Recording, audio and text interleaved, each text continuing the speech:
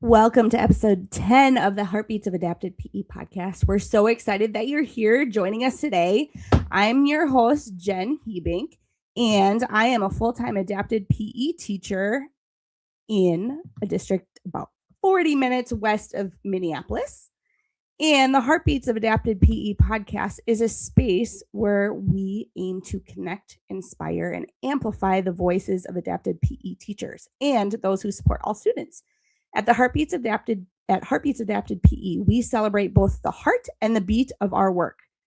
The heart being the storytelling and the lived experiences that shape who we are as educators, and the beat is the rhythm of our daily routines in this essential field, the work we show up for every single day.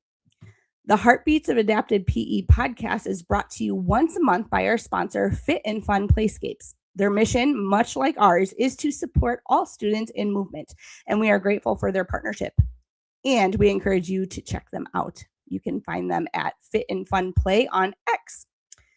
In episode 9 of our previous episode, you heard from 2025 Shape America Middle School Teacher of the Year, Heather Bird, along with our current Shape America President, Joe Deutsch.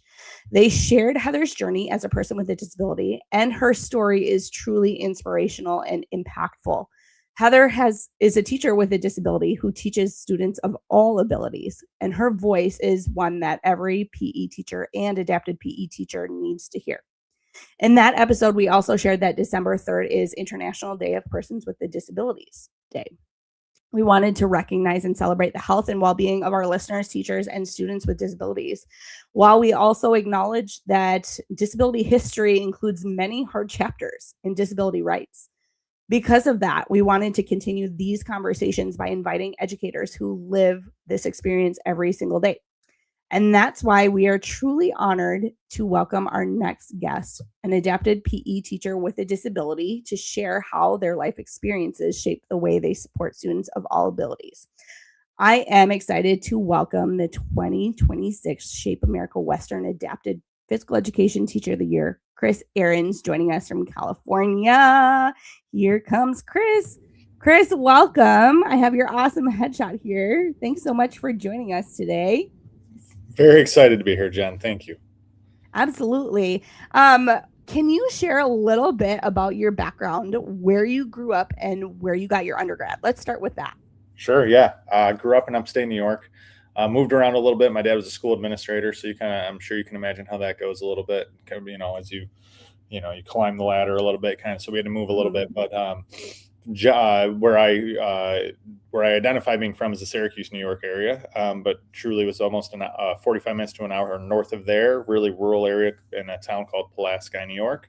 After high school, went out to SUNY Brockport, which the assessment is named after, for those of you that are familiar. Went out to SUNY Brockport, undergrad in physical education with concentrations in teacher education and adaptive physical education, and then did my master's there in adaptive physical education.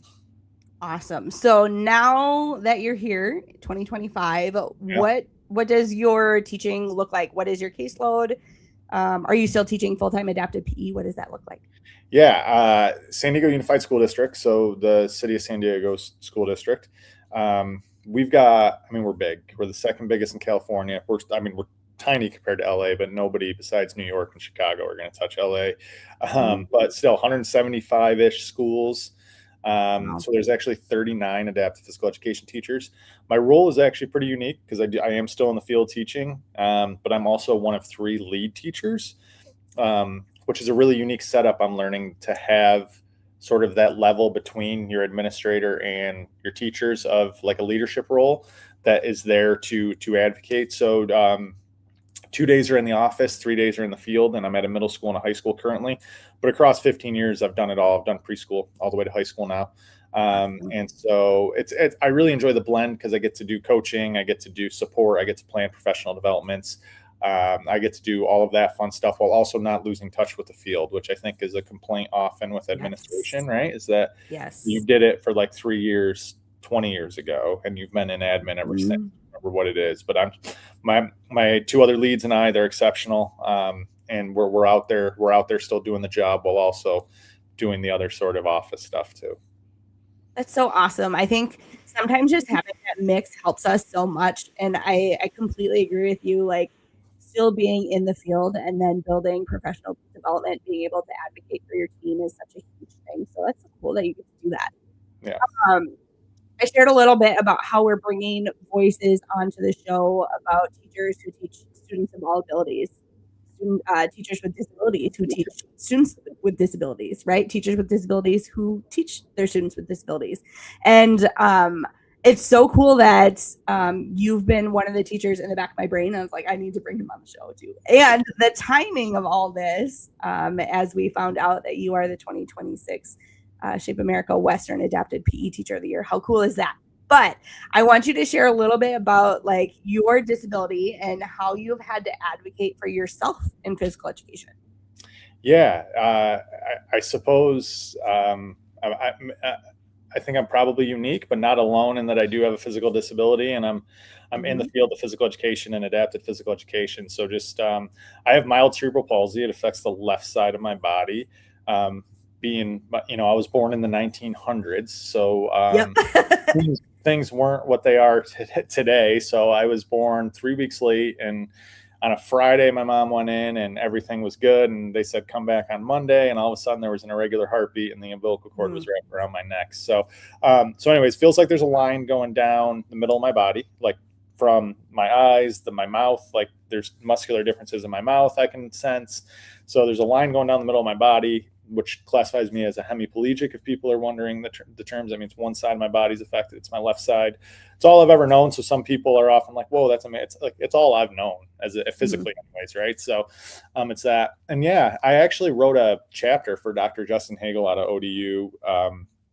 Justin and I actually did undergrad and grad school together too at SUNY Brockport, but and he put together a book of individuals with disabilities perspectives on their physical education experience. And so that really forced me to be reflective, something I hadn't done, quite honestly. You would think I would have, but I was just living life. And so I went back through, and I remember, I wish I remembered this gentleman's name, but I remember being in third grade, and like there was a gymnastics unit, and like that was hard for me physically, right? Strength and stuff, and like him just being like, hey, it's all good. Like, I got you. Basically, I'm paraphrasing, but and I that really went a long way with me. Right. Or then, like I talked a lot about the difficulty of swimming units. So then I remember being in fourth grade, and like, I was the only kid to start in the shallow end group because like the teacher just wasn't sure what I'd be able to do. And then I speak about actually like testing out and into one of the groups that was allowed like full access to the pool. And so, another time I remember playing Little League Baseball, and I had to do like a Jim Abbott glove change. And the umpire was like, "What, did your parents buy you the glove for the wrong hand?" And I'm like, no, like I have to play this way. Right. So, I guess throughout my life, without realizing it, there's always been a level of trying to educate people about what's tough. As I got to high school, it might be coming back scarily enough, but the president's physical fitness testing was all the rage when I was in high school. And I luckily my teacher was like, hey, like pull-ups, like I can't do pull-ups. Like, I don't know what to tell you.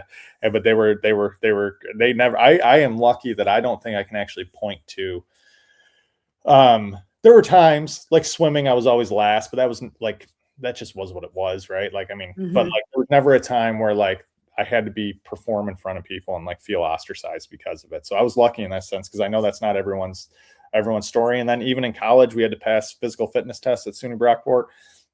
So like the bench press test, again, I had a great teacher who was willing to work with me and was like, here, like, but I was able to do the leg press test. I passed the mile run, passed everything else. So like, they weren't going to hold me up because like bench press was difficult. Right. So it was just always, privately approaching the teachers and kind of talking it through with them and going from there. And I remember being little, I would come home and talk to my parents about it. And I think my parents certainly advocated for me too, at the younger ages, but as I got older, I had to do it myself.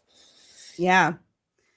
Yeah, I think that puts it into perspective as you share that. Like, some of our students don't have those advocacy skills. And so I feel like even with Heather's story that I brought on in episode 9, like she and you have had to, not had to, but part of your life story is being able to learning to advocate for yourself. Heather's story was like, hey, I got to figure out a way to do this.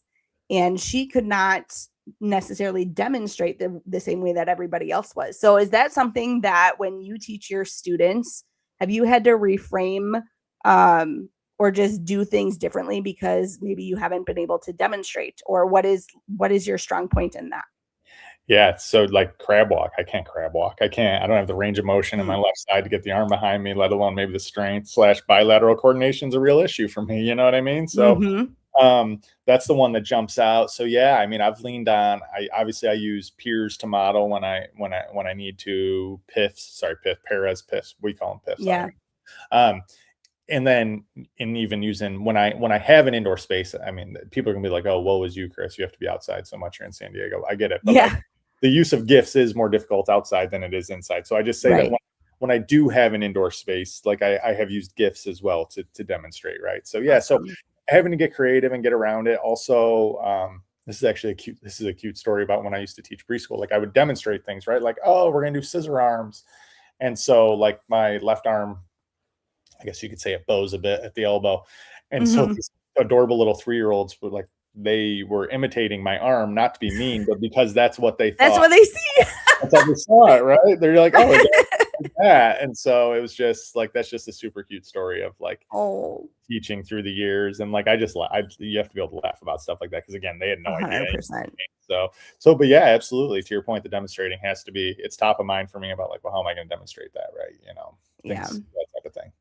Yeah. Can you share a little bit, maybe in your early years and how it's kind of changed, but like this social piece of like feeling like you're not like everybody else, that you have to do things differently? Were there any like social anxieties or like you're like, great, now I have to go talk to the teacher about this? And what were some of those social pieces that you felt like you had to kind of work through? Yeah, so I think what's unique for me, Jen, is that I haven't always understood like what world do I live in because I have a foot Mm. in both world, right? So I have a foot in Hmm. the disability world, but I also if I put my hand in my pocket, I'm just walking down the street and nobody's like, I mean, I have a slight limp, but like you really need a trained eye to catch it, right? Unless I'm really Yep. fatigued. But um, and so then like I have also like I grew up in this entirely able-bodied world, right? So I Yeah. think for me it was like not knowing which one I fell within. And then so like I was lucky that I went to a small public high school. It allowed me to play sports, but like at the same time, those sports were more difficult for me than my peers. And I don't know that my peers necessarily always put two and two together, right? And so Hmm. yeah, I think there were some social anxieties. I think by high school I was never too uncomfortable about approaching the teacher in terms of a phys ed Okay. sense. Um, but I wanted to fit in, right? So I wanted to Hmm. have the opportunity to play in sports, but like, did I have a coach? Like I never had a coach that understood how to strength train me, right? They didn't understand like the Yeah. discrepancies in strength and things like that. So I never got as strong as the other kids. I never, did things like that. I maybe didn't have coaches think about on the football field like they had me play center. Like, should I have been playing center with my one arm out the ball? Like and I like dove headfirst into it, wanted to do it because I wanted a spot. I wanted to feel cool, right? So Hmm. stuff like that. Tennis actually became. It's funny because I know we'll get into soccer, but tennis became outside of trying to serve, which is hard for anyone. I mean, it's basically a one-sided sport for me. So tennis is Hmm. kind of where my athleticism took off, and that did bring me confidence and things like that. So yeah, but there was definitely that social piece of, and even into adulthood, it's like where do I fit and things like that. Yeah, interesting. Um, I know like every single person like has the thought of like, man, I don't know if I fit in here, right? But Yeah. also to have that physical piece of kind of navigating like, well, my physical body doesn't fit in here, but it also doesn't fit in this other space Right. too. That is complex. Well, and it became, not to go deep on your listeners here, but it became complex for me on like a dating level, right? So like I Mm, struggle yeah. like because what you see of like what typically people would what women would be attracted to is like I mean, I know the magazine covers aren't what we should be Hmm. going by, but then like to me it's like, well, I have to find someone that's okay that I'm like half broken, so to speak, right? You know what I mean? I Mm, say that with a sense yeah. of humor, but like that is the reality. Like at some point, and I have a wonderful wife that I'm still crazy Hmm. about, but at some point somebody has to decide they're okay with it, right? And that's not Yeah. something like an able-bodied person faces. Now there's other things, there's red flags and beige flags and whatever. And so maybe I'm Mhm. overthinking it, but it is something that I was like, well, it does come into things, so. Yeah, absolutely. I mean, as you're saying that, I'm like, oh, yeah, like you have to think about all those things and how complex that must be. Oh my goodness. It's all right. Um, She's let me know that if I break my right arm, she's out. She's out because I mean, everything. So she's out if that happens. So no, we have a good sense of humor about it. oh, that's good. That's so good. Can we talk? I know we kind of mentioned about some of the things, but like growing up, maybe in your early years compared to your later years, like what were some of those units in PE that were like easy for you? You're like, oh, I got this. Like no one needs to help me. Like what were some of those things that you're like, oh yes, this is my unit. Yeah, like so just honestly the majority of them, like truthfully, Okay. like the majority of them, but like racket sports, I've always had pretty good hand-eye coordination because I played baseball growing up, and then eventually that transitions pretty well to the hardest thing to do is to hit a baseball. So and when the ball's moving slower, it's easier in those other objects. So like Mm-hmm. those were great. Even sports like basketball, I mean, I could dribble well with my right hand. It just wasn't with my left hand, right? So like that was fine. Mm-hmm. Like just everybody knew I was going right, but at the end of the day, it was fine. The ones that became difficult were more the like the physical fitness, like I mentioned. The swimming was always difficult. Even the weight Yep. room had some difficulties, but I could still make it work. And obviously, I would have to say that my experience was good enough that I wanted to go into the field. So it's not like I'm one Right. of these people that we hear the horror stories as teachers, like, oh, PE for me. And it's like, you hear these stories about people that it was an awful experience. Like, that's obviously not my story. So it was just, those few units. I would obviously the ropes were still coming down for the rope climb. I wasn't exactly climbing to the ceiling. So, Yeah. um, just kind of those more that focused around, I would say, physical strength and things like that. Yeah. Now, I know you talked about like your undergrad experience being born in the 1900s Yeah. and but even like my undergrad what year did you graduate your undergrad from? Well, I was on the handy 5-year plan, so it was '07. Yep. It should have been '06. It 07. was Okay. '06. So I graduated from UW River Falls in 2010. So I'm not too far off of you. Okay. But you had said that you had to for your undergrad do a like weightlifting tests and swim tests and like almost like test out of every single unit. Is that kind of how it worked? Yeah, so we had yes, and then I'm just trying to think of the particulars as you asked the great question. So yeah, so we had to pass a physical fitness test that was attached to a class, right? And so that included Okay. like the mile run, a Oh, certain that's percentage unreal. on the bench press, which I don't even know that they do anymore because I'm sure legality wise it would struggle to hold up. But again, Yeah. we're going back. So Yep. then and then there was a leg press, there was crunches, I think, and then yeah, there was that, and then yeah, we had to take a swim class. And we had to pass this. We just had to pass the swim class. Sorry. So obviously there was a clinical Okay. test with that, but that was actually just passing an aquatics class. And then we had activity classes, as I'm sure you did. We had activity Yep. classes that went through that. So I would actually not call out the swimming to say that like you had to pass the swim test. You just had to pass. Okay. You had to pass a class, right? So, Yeah. but I mean, we were swimming full lengths, and I'm like, holy smokes! And I think I got Yeah. like a C in that class because it's like not getting the time you're asking for. So, but yeah, no, but the physical fitness one, yeah, that was a thing. And again, though, I mean, I still remember that professor and his name, and like he didn't even bat an eye. He's like, yeah, he's like, well, he's like, I'll test you in all the other ones that you can do or whatever. You know what I mean? So, he was great about it. Yeah, that's so interesting just to think about because like where we are in history right now, like a lot of us are saying like these, presidential fitness tests are worthless for our students, and then we had to pass them in college and like it's interesting to be where we are and be like, well, that wasn't good for my students, so probably wasn't good for us then Yeah, either. I know. Um, I just think we need so much more nuance in our field, right? So like yes. the test itself and to compare themselves and to maybe feel bad, sure, I'm totally on board with that. But I think kids, and this is more of a, I suppose, a general physical education theme, but I Mhm. think kids learning baseline metrics to then goal set so that they can improve upon a skill, and it doesn't have to be fitness based, but just in general, I don't think that's a skill that, at least in my district, I'm seeing universally taught across the board. You know what I mean? Yeah, goal setting.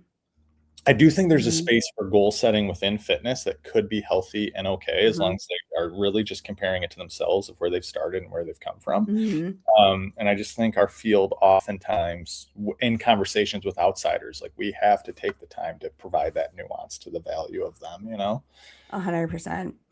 Yeah, and that kind of brings me to our next conversation, because I think in the last few years in our profession, there's been a lot of kind of just like updates. Like in Minnesota, we do differentiated learning really, really well. But this conversation about universal design for learning is really just changing the way that a lot of us teach. And I'm Yeah. wondering, number one, are you familiar with it, and do you use it in class? UDL, are you familiar with it? Yeah, I mean, I don't think like in my brain, I just think it's teaching. Like Right. I don't think I call it out in my brain going into a lesson, right? So my Yeah. wife my wife happens to be a teacher and she is on her MTSS team, which I think stands for multi-tiered support strategies, right? Yes. And Yep. so, she comes home and she tells me about it and she's all in on the MTSS philosophy, but she kind of said that, it's not really a philosophy, like, in a lot of people's mind, it's Mhm. just, like, it's what you should be doing, right? Like, Yeah. it should be what you're doing, and I kind of view that like, I'm not so well versed in UDL that I could speak educated to the correct vernacular and things like Mhm. that, but I just think it's teaching, right? So when I try to educate my teachers that I oversee on UDL, I always use it's probably overdone, but the curb cutout theory, right? Like, the curb Mhm. cutout is now people can access the world better. Like, that's just a change that like everyone benefits from. Right.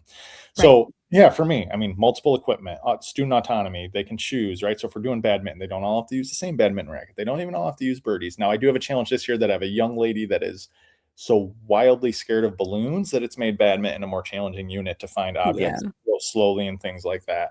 Um, but I really think UDL is I just think it's good teaching. That's what I would say at the end of the day, and it doesn't, like, anything's better than nothing. So as long as you're trying to differentiate your instruction and Yeah. provide autonomy and choice and things like that, Mhm. I think you're on the right path. And if you want to go deeper, there's certainly text and research that allows you to go deeper on it. But at the end of the day, I just think we have to approach every lesson with being like, not it's an even bigger spectrum of how our students learn differently. And Mhm. I think it's a I just think you have to do it. You have to give Yeah. choice and equipment options and Yep. playing space considerations and lower nets or higher nets or whatever it might be, right? Yep. Yeah, our friend Carrie Flint. I got to meet Carrie in Shape Baltimore this year, and she's watching. She says, "Yes, good teaching." So, Carrie, thank you so much for joining the show with your comments. I saw Um, Carrie present when I was a brand new teacher at NAPEX, so I'm no familiar with way. work Cool. with music and everything like that. So wonderful stuff. Yes, Carrie says hi. Here, we'll bring her. She says hi. There we go. Um, yeah, so just good teaching. And I know, like, when I was presenting, I brought this up in a previous episode too, but I was presenting at Shape Baltimore with Dr. Megan Johnson. If you ever get to hear Megan Johnson, Yeah. um, we did a 50 hacks in 50 minutes. And at the end of the time, Dr. Lauren Lieberman was like, "This is all just good teaching." Like, that's just what it is. Like, this is what we should be doing. Why is Yeah. it hacks? But Yeah. like, we need to hear those things, right? That there's not just one way to teach, and there's more ways to engage our students. 100%. But Yeah. So can you share this? I kind of ask all of our teachers that come on this, or a version of this question, but can you share one time as a teacher that you saw a light bulb go off in a student, and it was like something you'd been teaching them, and all of a sudden they just got it, like they understood it, or they made awesome progress in it? Do you have like a example of that? Something that yeah, kind I of think tells you up a little actually, I was doing when I had more elementary schools. I did a lot of station work in my settings, and so I'd done visuals and demonstrations and things like that. And this was I had a crab walk station that I had been bit? working on Mhm. for some time. And then I brought the gifts. I set up an iPad with just a GIF going nonstop. And this guy, it's funny, I have him as a high schooler now, this guy. And so I've had Mhm. him for many years, and he just started doing it, right? He just that. So Awesome. that level of prompting was what made it work for him, right? And so yeah, that was really cool. And it made you start to think like, okay, if it was that for him, like just me demonstrating something isn't always going to be enough, right? So it forces you to think, or just having visual pictures pictures may not resonate Yep. because a student trying to take pictures and process that into, wait, like me, this, like what, right? Like there's so many steps to that. And so just seeing that sort of happen. And then I'll also just share too that a lot of the work I've done is supporting students in general physical education. Mm-hmm.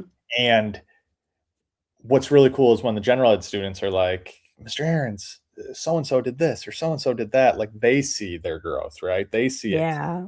them. And so that's always really cool. Or maybe they, as a peer model, have taught something and they're like, oh, they're doing it. Like, how cool is that? So I would say that those are probably just the two types of scenarios that have that top of mind for me right here. But what about you? What was your aha moment?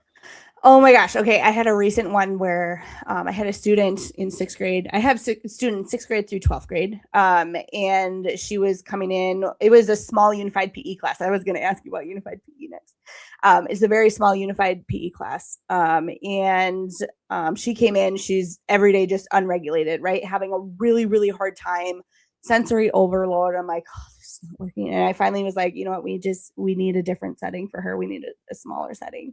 And so for 2 years, I took this girl and we went to a smaller setting, one-on-one setting, worked on a routine, a 20-minute routine. And in eighth grade, her case manager switched and she's like, I think we need to try this again. I'm like, okay. You kind of just needed like a little bit of bravery. And you're like, okay, this didn't happen in the past, but maybe if we set up some of the supports that she has been using in her classes outside of my class, right? And so instead of visuals, I started using a whiteboard timer, going in the same order over and over and over, using the things that she's familiar with, and then adding maybe one thing that's different, right? A 4-step schedule, and then having her check it off as you go. So I also defined her space, right? I'm learning a lot. Students with autism often need to have a defined space that is only theirs. And so she can come in and have her own defined space, but other students are doing their all together in the rest of the room, right? And so I set up a mat that kind of was like up, and it's almost like a giant cubby, not like a cubby, but like a space that she could come in and stand in and have less distraction, right? And so I set up her defined space. She's standing on a dot. We write 4 things on her whiteboard, and it's not pictures, it's written, and it's whiteboard markers. And so she does her warm-ups. She checks it off. She does her sit-ups. She checks it off. And all like for 2 months, all of a sudden she's coming in, she's regulated. And I recognize that a lot of times now she's like unregulated before she comes, and I'm the class she gets regulated. She's back to following this. So it's like finding the supports that work, finding the defined space that works, standing on a spot, right? Making everything all the same. And all of a sudden she's like slowly but surely entering into the space with her peers again. And doing even like sneaking into the activities with her peers. Like she'll do her routine, and the last thing she does is she hits it 3 times over the net, the balloon over the net with her peers, and then she's out, right? And so that's been the most mind-blowing thing for me is like, I think I finally I figured it's the supports, like finding the right things to help the kids at the right times. And so that for me was kind of my. And so, and she is very proud of herself. Like she'll walk out and be like, I did that with my class. That's phenomenal. Yes. So good. But talking about unified PE, can you describe your unified PE class, your setup? How many kids you have in class? How's it work for you? Yeah, it's funny. Again, you heard me mention it before, and this is a topic that I do it, but I do think it requires nuance, right? So it does. We've talked about that. Yeah, it requires a lot of nuance, and I think people hear it and they think, "Oh, great!" And so I just want to provide a little bit of background of what I face in my district to understand why this is a model that I choose to support and things like that. But I'm also going to speak to some difficulties I've had with the model this year at a high school that I support, not to anyone's fault of efforts or anything like that, just the reality of the students and things like that. So in the state of California, students are required to get at the elementary levels every 10 days, get 200 minutes of physical education. At the secondary levels, get 400 minutes of physical education, right? And so whose job that is, it's not we are not employed at a level that is, oh, then the adaptive physical education teacher is third period every day and it's this separate setting, but that's their PE class, right? So it becomes a general physical education thing. And the other piece to it that is sort of union related, and there's so many levers to this, is that um, where can you get the kids so that that classroom teacher with the 12 kids can get their prep time too, right? So that the kids are not in the classroom, right? So we Where face the this. prep. Right. So it falls on physical education, right? And so that's sort of the scenario I found myself in. And so that's when it's been like, I felt really compelled to be like, well, I need to team teach this then, because I don't find it personally ethical to take 8 to 12 kids with significant needs and just be like, here you go, general PE teacher, plus you have 35 other kids, let's say, right? Yep. So where we're getting it wrong in my district still, and in a district as big as mine, I don't know that there's a solution right around the corner. Where we're getting it wrong is that we're not at the ideal 1-to-1 ratio, right? We're not at the 1-to-1 ratio. So we are, it is the students that may be falling into adapted phys ed caseload, plus then that general PE teacher can be up to a total of 50 students, right? So it's kind of filled out with that capacity. What's happened for me this year is my numbers have just ballooned at the high school I support, where we've added we've gone from 2 classrooms to 3 classrooms. They're all maxed out. So, I mean, we're talking like 30-ish kids with significant needs. Now, not all of them qualify for adapted phys ed, right? Yada, yada.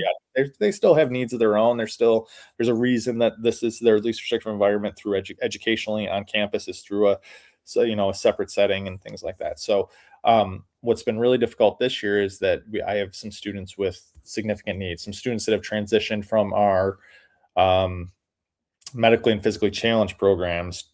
So that's actually our most restrictive program, into our extensive support needs program, right? But these are still students with significant needs, right? They're in gait trainers, they're in walkers, they're in wheelchairs a lot of their day, they're in rift-in chairs, they're in all these things, right? And so what's been really difficult for me this year is providing them quality physical education, right?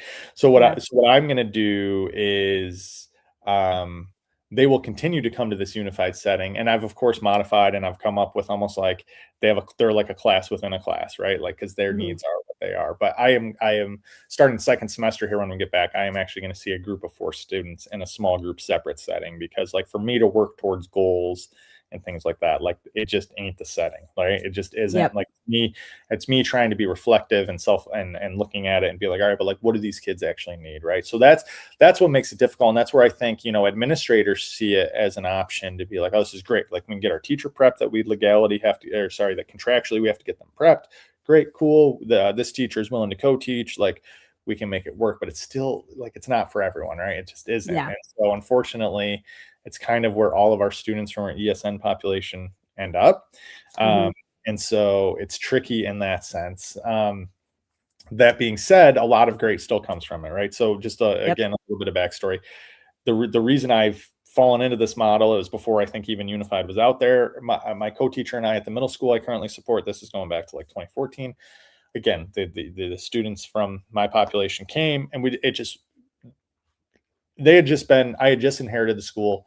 The philosophy was they will go to class. We don't put any effort into the kids that we put around them. It's just whoever schedule comes at that time, right? And we had a bad mix. Like no one's fault of their own. We just had the kids weren't the naturally empathetic, all the things you need in a unified setting, right? And so that teacher and I looked at each other like, hey, like this has got to be better. Like this isn't it.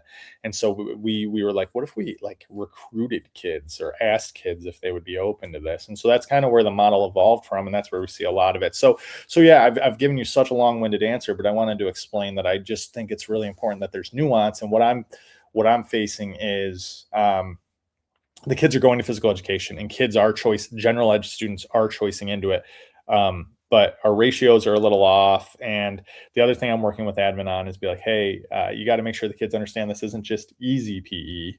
Yes. And then 2, this also isn't where you just give us your Statue of Liberties. And what I mean by that is give us your sick, your broken, whatever, right? So don't give us what we're finding is they're giving the kids that are maybe individuals on the autism spectrum, but are they are going to have jobs and probably families someday even, and like they just Mhm. don't like PE. So like, oh, there's a lot of support in that class, so we'll put them there. But that's also not the right fit, right? Because Right.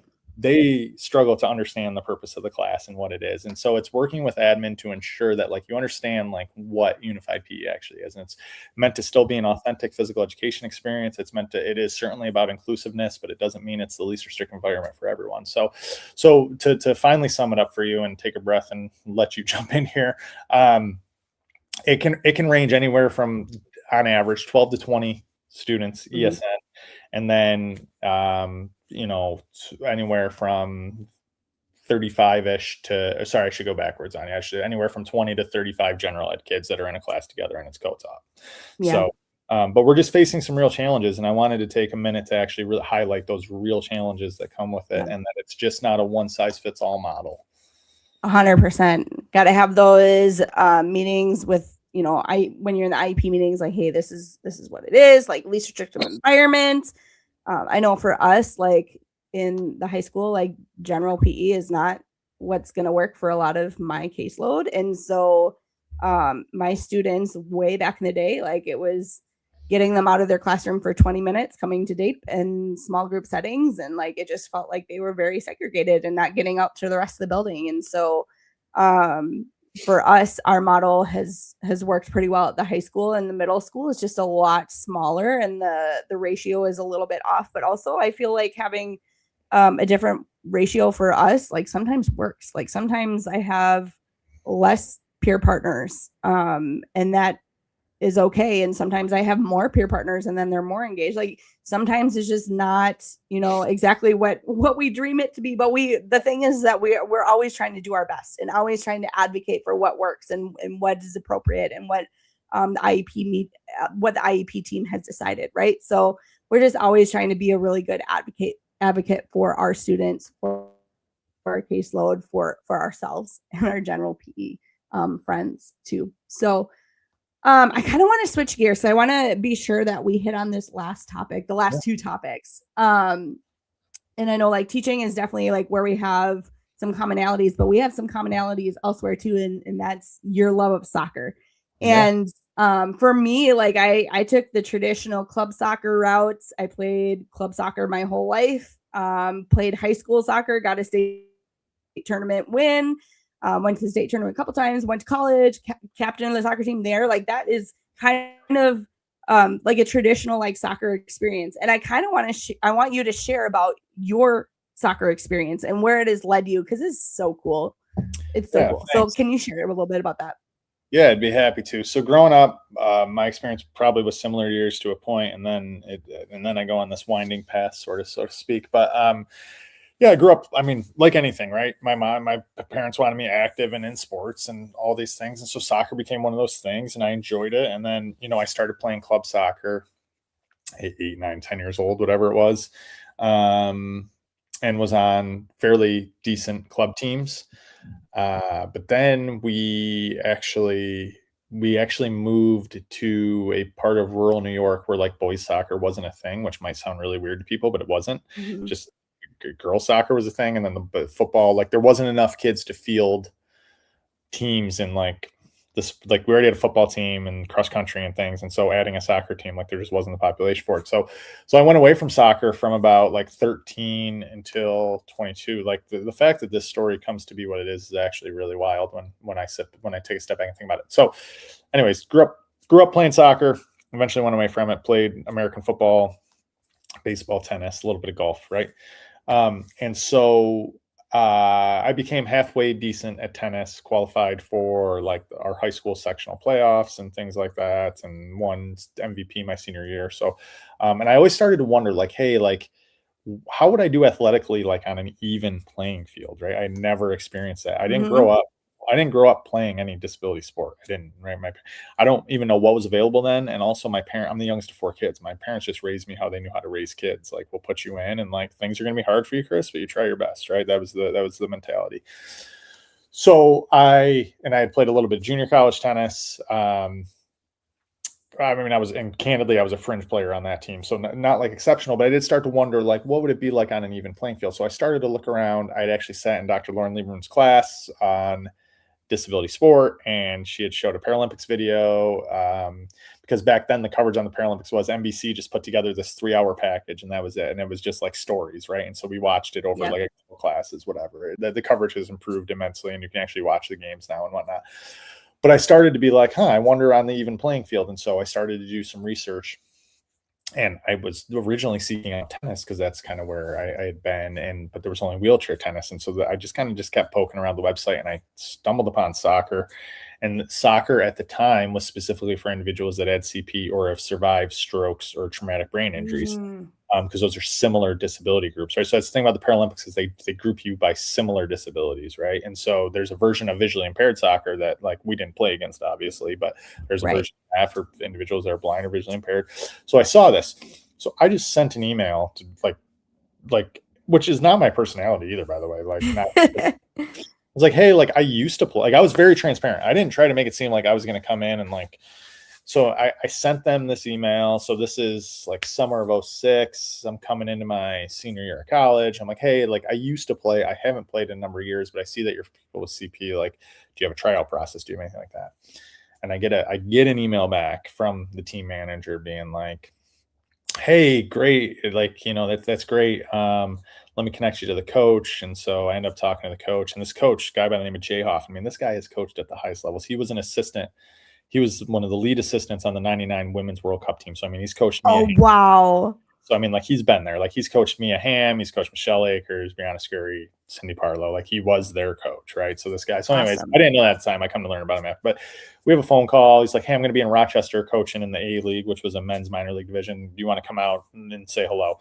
Come out, basically just does a once glance over in the conversation. He doesn't actually even see me play. He's like, hey, we want to bring you out to San Diego for a training camp. I'm like, huh? What? Like what? Ooh. So for those of you who don't know, there's an Olympic training center in San Diego. He's like, yeah, we train out there. So we'll bring you out for a week. And so they did it. So they bring me out, and we're going to play.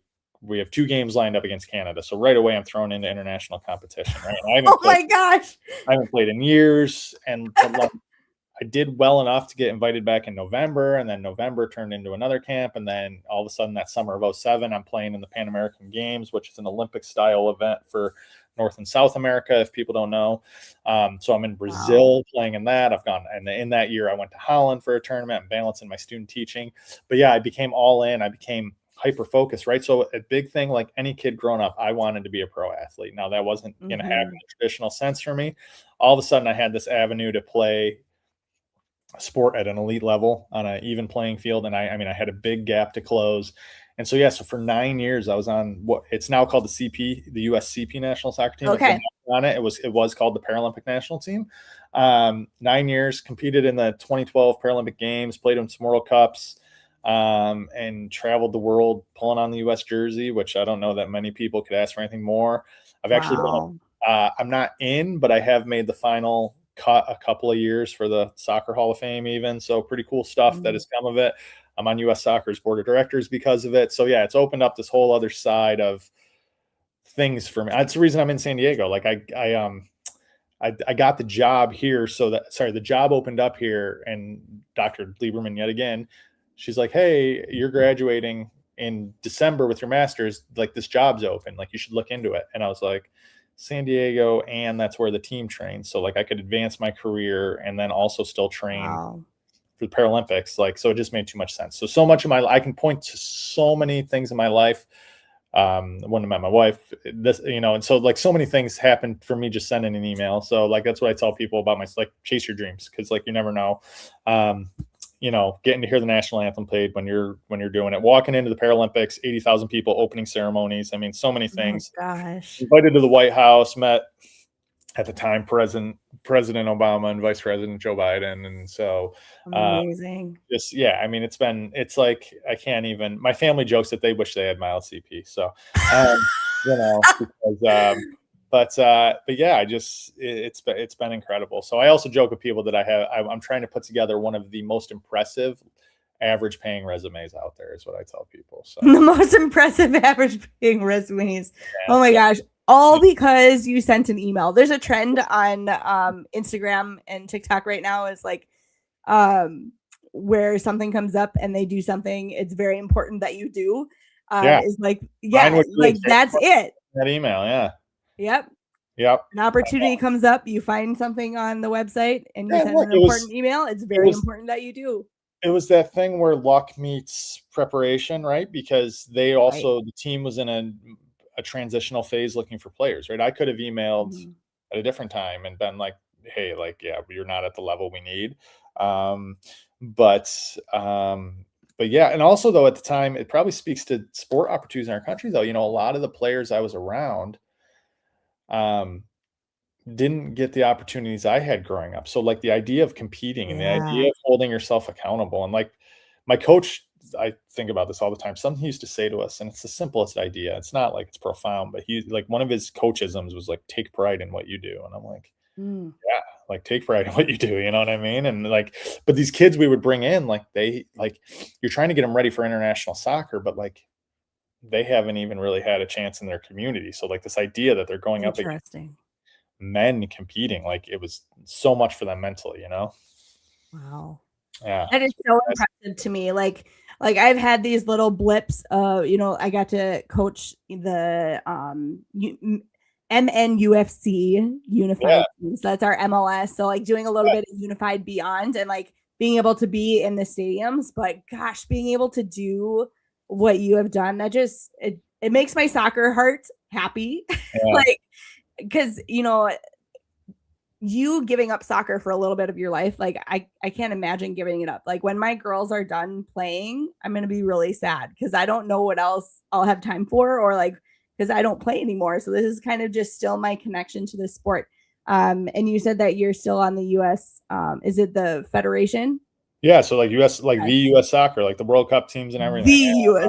yeah, like, the US Oh, soccer, yeah, I'm on their board of directors, which has been a trip. I mean, when I first came on the board, I mean, the people, talk about imposter syndrome, right? Like, when I came on the board, like, right. there was, Dr. Donna Shalala. I don't expect you to know this person, but, like, she was in Bill Clinton's cabinet, and I'm like, "What am I doing Okay.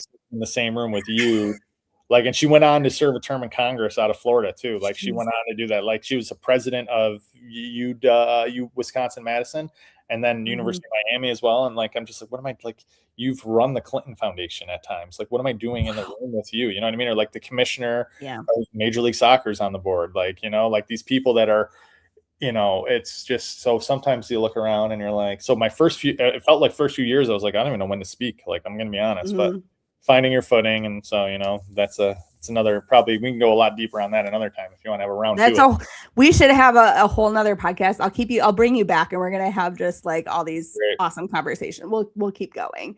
But I don't want to wrap up this podcast without addressing the most recent news. And Yeah. that is that you have been notified that you are the 2026 Shape America Western District Adapted PE Teacher of the Year. Congratulations. Thank you. I fool the best of them. That's my thing. That's what I go to. I fool the best of them, I say.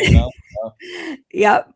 And it was so awesome because I had planned on having you in December, like from months ago, and it just so happened to line up that you were notified a couple weeks ago, and then this podcast happened. And so I was like, this is the world's first exposure. I mean, you have your own podcast, but like as the 2026 Adapted PE Teacher of the Year from Western District. So it's really cool timing.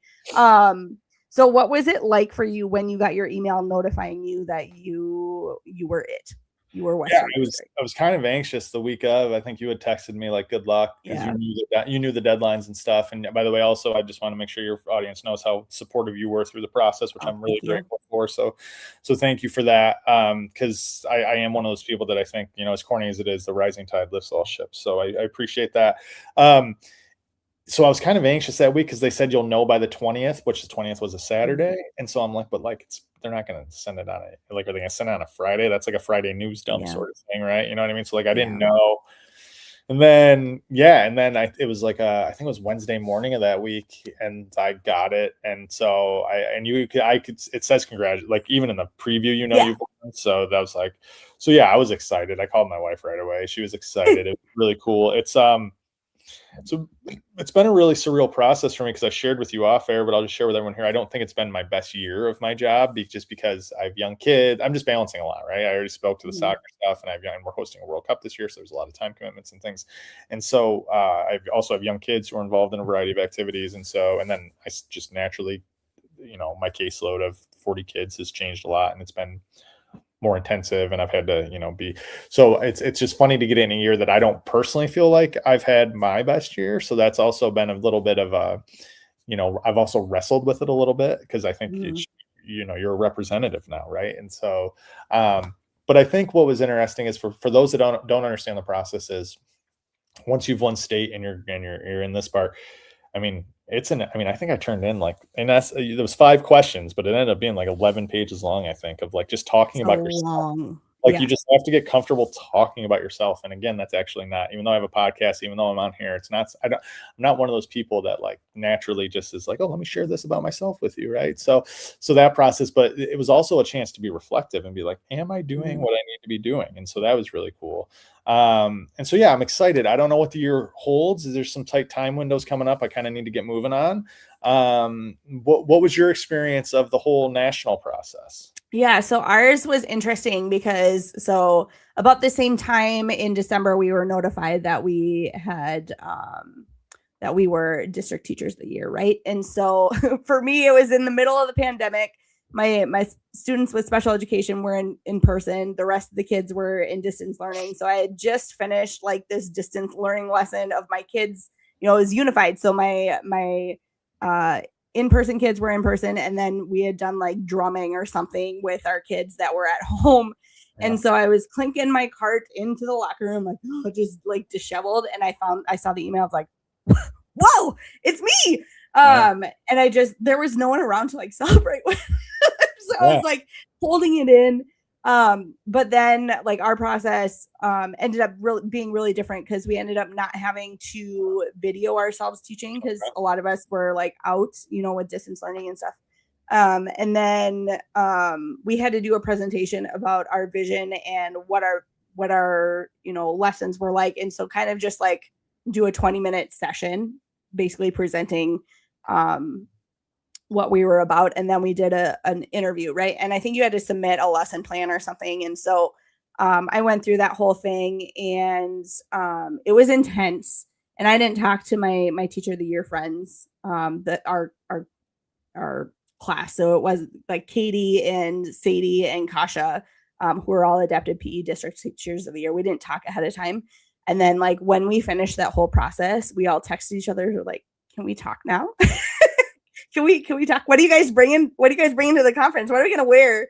And we became like instant best friends. And so part of the whole process was me recognizing like I have brothers and sisters across the US that care about what I care about, that will lift me up, as you would say, lift the ships or whatever.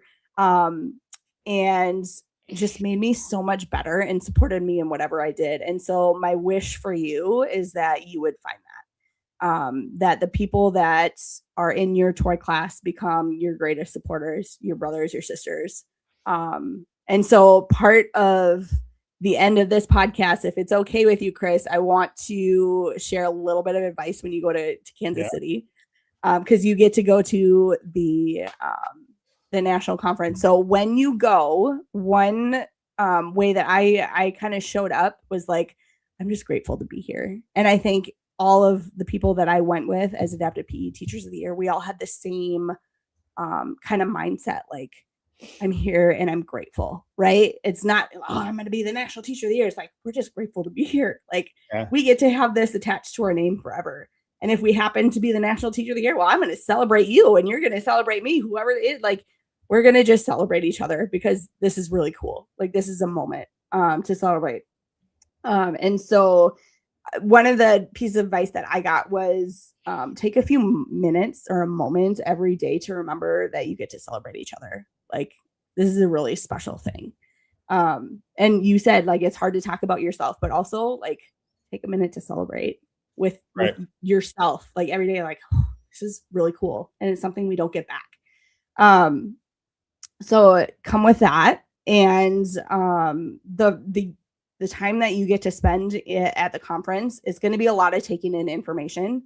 So take some time for yourself too. Don't do all the things, right? You've been to the national conventions, haven't you? Like yeah. So yeah, I mean, I've been to it's been a number of years. They were in San Diego a while ago. But yeah, I'm familiar with the sort of the setup. Yeah.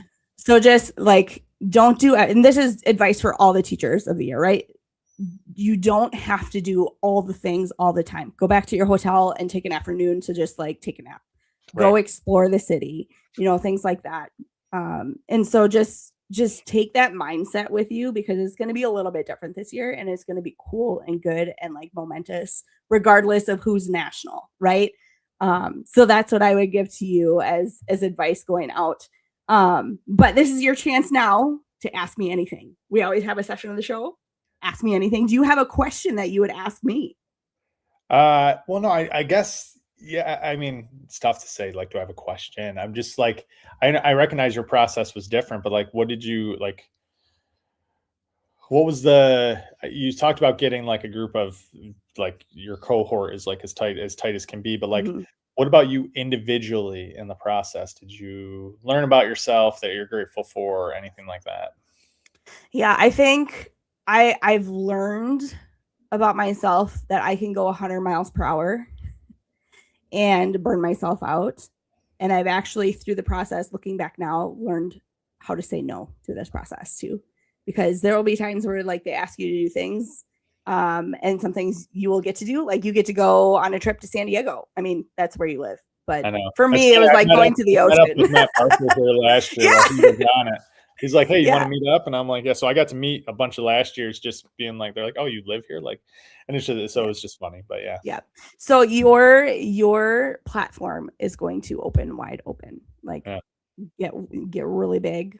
And so for me, it was like, what about what I love and what I want to do I want to expand and get out there?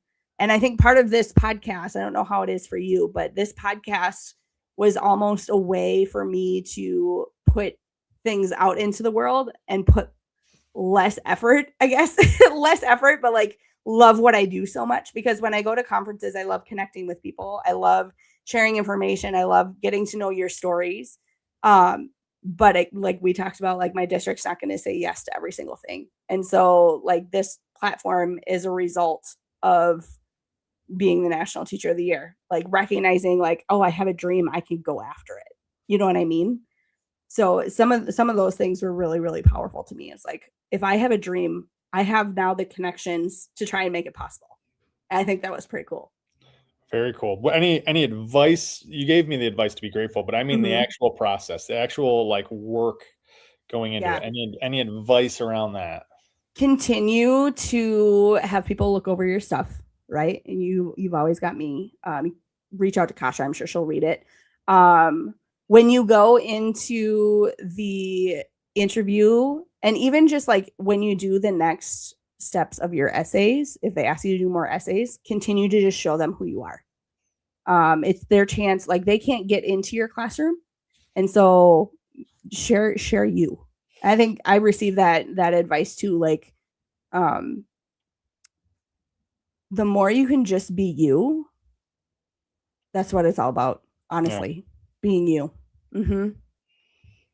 Awesome. Awesome. Yeah. Like I said, I have to get some few things lined up here to get ready to go with the new year. It's going to be fast, but it'll be a great process. 100%. Yeah. So we're going to shift into the part of the show now where we talk about takeaways. We're going to go a little bit over an hour today, and that's totally fine as long as Chris is fine with it. What was one of your takeaways, Chris? Just be thinking about it. And I'm going to share my takeaways. Number one, Chris, I don't know if you know this, but he also has the podcast called Talking Adapted PE. And it was on his show where I recognized like, oh, this is really cool. I wish I could do this sometime. And like Chris was one of those people that actually encouraged me to do this podcast, because the more voices we have, the better it's going to be. And so I think going back to some of my takeaways, Chris, you shared a little bit about like your early experiences and how you had that one elementary PE teacher that was like hey, I'm here for you. I got you, right? You're going up to do a gymnastics vault. And he's like, it's okay. I got you. Like being that support for your students. For me, that story was really powerful to be like, hey, you're going to have students that need the confidence, that need a little extra support. And sometimes just saying, hey, I got you. Like that was super, super cool for me. We talked a little bit about the nuances and things with unified physical education. It's not always perfect. Is it for every kid? No. But going through some of those challenges and having those connections with each other, being able to work through some of those things and say, hey, what do you think about this? Like that's super, super important. We talked about our love of soccer, and I think we could probably have a whole other podcast about that. I'm going to have to bring you back next year for that. And then just going through that teacher of the year process, like what advice do you have? Like just being you, and how your platform is just going to get bigger, and what do you want to put into that space is going to be really important to you. So Chris, what is your takeaway or takeaways from this podcast? I just remembered I need to share one more story about that teacher that literally just popped in my head when you brought it up. But the story sort of juxtaposed, because you'd be like, well, why was he teaching that? But at the same time, though, he found a way to make it work for me. So it was third grade, and we were doing the underhand volleyball serve, but it was over a full-size net from what I remember. So again, I don't know why at third grade you'd be doing that. Let's just set that aside, that maybe the gentleman still needed to grow a little bit. But anyways, I can't hold the ball in my left palm to strike it with my right hand for an underhand serve. And conversely, I don't have enough power to swing with my left hand to propel it, right? And so I remember where he's like, well, why don't you just bounce it and hit it, right? And so like that stayed with like, great. And I became one of the best servers then, right? You know what I mean? Because like it was that. So again, just that small thing, nobody batted an eye. And I went from being really frustrated, I remember, to then feeling really confident, right? So it speaks to like that impact we can have by just thinking slightly outside the box even. The other takeaway that has stuck with me is you talked about like the story you shared of your student where like you've almost created their own like boundaries within your setting, right? Mm-hmm. So you use a mat, I think you said, and I was just thinking of some of the wanderers I have, right? You know, mm-hmm. And like, could I do a better job of actually just giving them, whether it's tape on the floor, whether it's chalk, whether it's a mat, like how mm-hmm. could I be like, hey, this is your space, right? As opposed to wandering through everyone mm-hmm. else's space. This is yours. And like, here's your schedule. Here's your checklist. Here's whatever it is. So that really got me thinking. And then just Jen, I think just how positive you are, right? I think you're a classes half full kind of person. And so just how positive you are, how much you care about the field, how much you want to share with the field. I think that's incredible. So those would be my takeaways. And I just am grateful you had me on. I enjoy sharing my story. So thank you so much. 100%. Those are such great takeaways. Thank you so much for sharing all that you did today. I'm going to continue on in our slides here for those of you watching and listening. I want to share a little bit about how you can connect with us both during and after the podcast. So you can join us in the conversation. We love interacting with you live, and you can find Heartbeats of Adapted PE on X or Blue Sky. Our handle is Heartbeats of Adapted PE. And you can also watch and subscribe to our YouTube channel at Heartbeats of Adapted PE.YouTube. We're going to reverse that. Hold on. So here's the thing. So here's fun stuff. This is my first time using a teleprompter. So that sounded really, really cool. But sometimes really, really cool doesn't work. So we're going to go back. We're going to do that again. So just so you know, so here's how you can connect. I'm going to slow it down. This is where Chris and I talk about how we just don't edit our podcast, and this is fun. So you can connect with us at Heartbeats Adapted P on X and Blue Sky, and you can email us at heartbeatsofadaptedpe@gmail.com. You can find us on YouTube at youtube.com at a Heartbeats of Adapted PE podcast. And if you'd rather reach out directly, you can always email us, right? Just like I said, heartbeatsofadaptedpe@gmail.com. I also just want to give a shout out to the Health and Physical Education Collective, because they are now at 1,000 physical education and health teachers and adapted PE teachers all on their program. And you can access the podcast there as well. And I don't know if you knew this, but the Shape America YouTube also has picked up this podcast. So you can find Shape America YouTube. You can find our podcast there when you touch the live or click on the live portion. We also are available on Spotify and Apple Podcasts. And I would be absolutely remiss if I did not mention that we are sponsored by Fit and Fun Playscapes. And they are 25-26 sponsors. So Pam Gunther over at Fit and Fun, thank you so much for taking on this podcast. Lastly, just thank you for everyone who's listening. Chris again, and if you need anything or want to interact with us, please be sure to reach out. And we're going to wrap it up there. I hope you will join us in January for our episode number 11. Cannot believe that we've been doing this now into 2026. So we're almost getting to a year. So as we prepare for Shape America National Convention, if you're going to Kansas City, be sure to reach out to Chris and meet up with him. He's going to be out there along with all the other teachers of the year. So thank you so much for joining us. We will see you in 2026.